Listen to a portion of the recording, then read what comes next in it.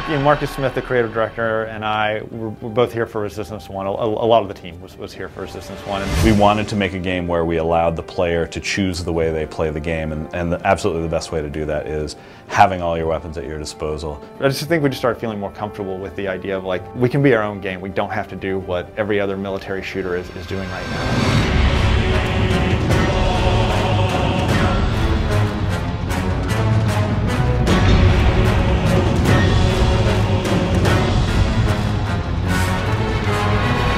I think that it's just kind of in our company culture at this point to come up with crazy weapons. It's so hard, like, always thinking of trying to think of new guns. I mean, between Ratchet and Resistance, I don't know how many guns have been through the series. What is going to be different? What else is left? What have we not done? A lot of times we will go back to the Ratchet weapons and say, okay, it's kind of like this weapon, but we want to obviously make it different for this. The best thing about having such a lineage of having exotic weapons is we can go back through our kind of library of effects and library of functionality and say what worked, what didn't work, and what can we bring to the table here.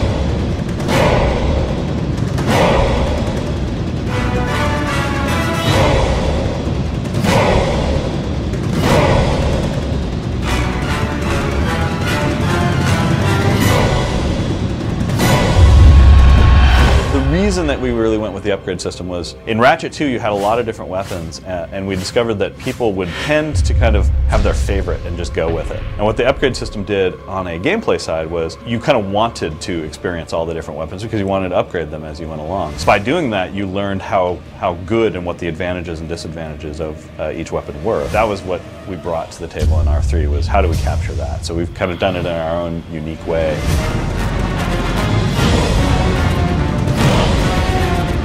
What can happen sometimes is that you wind up with a weapon that's really fun to use in a test level, but in the game it's either too slow, too cumbersome, or too difficult to set up, and so the player doesn't wind up using it. Like if you have a choice between using some exotic, difficult to use weapon and just shooting an enemy in the face, if there's no big tangible reward for using the exotic weapon, you're just going to pull out the carbine and keep shooting people.